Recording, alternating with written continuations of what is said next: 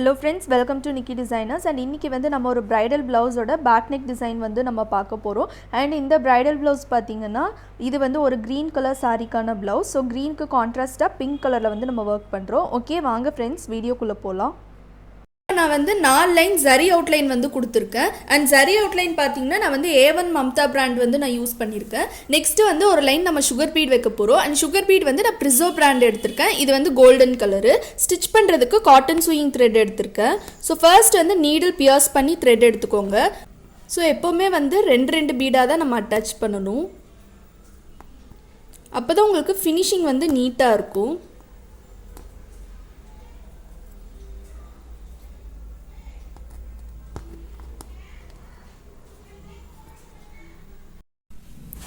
இப்போ needle piers பண்ணி thread வந்து எடுத்தாச்சு. நான் வந்து த்ரெட் வந்து ஃபேப்ரிக் கலர் வந்து எடுத்திருக்கேன்.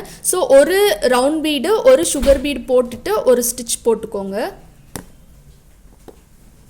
ஸோ அடுத்தது ஒரு ரவுண்ட் பீட் போட்டுட்டு ஒரு சுகர் பீட் போட்டுட்டு ஒரு ஸ்டிச் போட்டுக்கோங்க.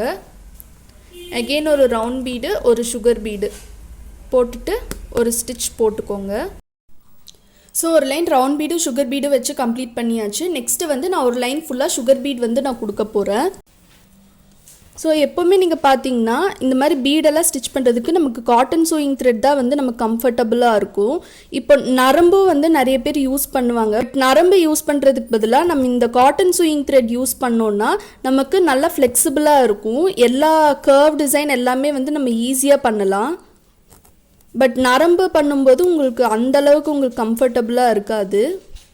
பீட் மட்டும் எடுத்துருக்கேன். மிடில் பியர்ஸ் பண்ணி த்ரெட் எடுத்துக்கோங்க. ஒரு பீடாக அட்டாச் பண்ணிக்கோங்க.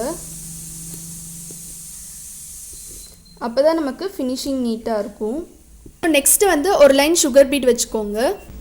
ஸோ ரெண்டு பீடாக அட்டாச் பண்ணிக்கோங்க.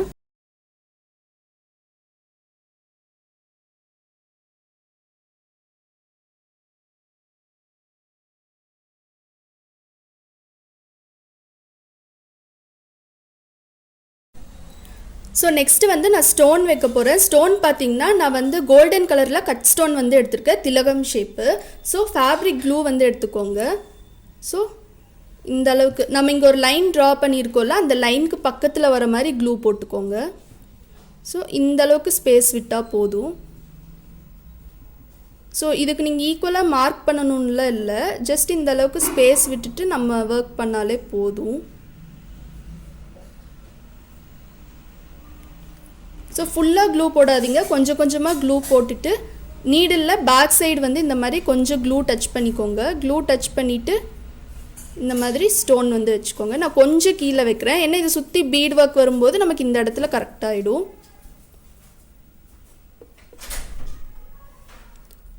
ஸோ இப்படி ஒரு ஸ்டோனாக பேஸ்ட் பண்ணிக்கோங்க.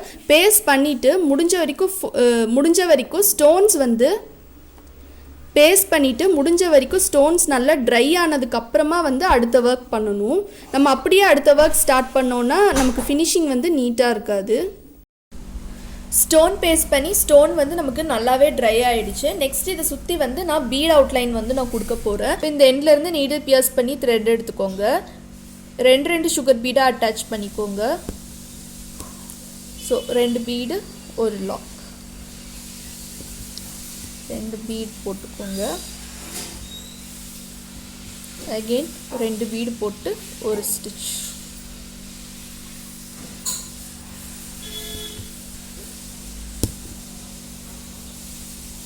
ஸோ இந்த திலகம் ஷேப்க்கெல்லாம் நம்ம அவுட்லைன் கொடுக்கும்போது நம்ம ஷார்ப்னஸ் மட்டும் கரெக்டாக கொண்டு வந்தால் போதும்.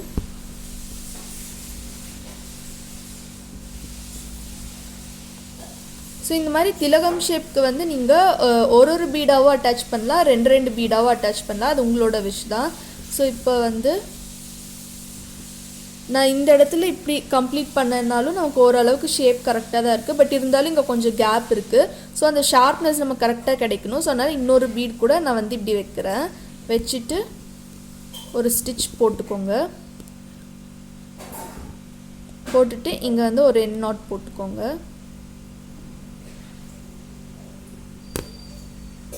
சரி, எண்ட் நாட் வந்து நம்ம போட்டாச்சு. ஷார்ப்னஸும் நமக்கு அழகாக வந்துருச்சு. இதே மாதிரி நம்ம எல்லா திலகம் ஷேப்புக்கும் நம்ம அவுட்லைன் கொடுக்கணும். இந்த ப்ளவுஸோட டிசைன் நமக்கு ஃபுல்லாக கம்ப்ளீட் ஆகிடுச்சு. கம்ப்ளீட் ஆனதுக்கப்புறமா இதோட லுக் வந்து நமக்கு இப்படி தான் இருக்கும். பேக் நெக் வந்து ரொம்ப ரொம்ப சிம்பிளான ஒரு பேக் நெக் தான். நீங்கள் வந்து பிகினர்ஸ்க்கு வந்து ரொம்ப ரொம்ப ஈஸியான ஒரு டிசைன் தான் இது. அண்ட் இந்த பீகாக் டிசைன் வந்து நான் செப்பரேட்டாக நெக்ஸ்ட் வீடியோவில் வந்து நான் போடுறேன், அதில் செக் பண்ணி பார்த்துக்கோங்க. அண்ட் உங்களுக்கு இந்த வீடியோ பிடிச்சிருக்குன்னு நினைக்கிறேன். உங்களுக்கு இந்த வீடியோ பிடிச்சிருந்துச்சுன்னா மறக்காமல் லைக் பண்ணுங்கள், ஷேர் பண்ணுங்கள், கமெண்ட் பண்ணுங்கள், அப்படி சப்ஸ்கிரைப் பண்ணுங்கள். சப்ஸ்கிரைப் பண்ணிவிட்டு பக்கத்தில் இருக்க பெல் ஐக்கான் கிளிக் பண்ணுங்கள். அப்போ தான் நாங்கள் போடுற வீடியோ நோட்டிஃபிகேஷன்ஸ் எல்லாமே உங்களுக்கு இன்ஸ்டண்ட்டாக update ஆகும். And thank you for watching.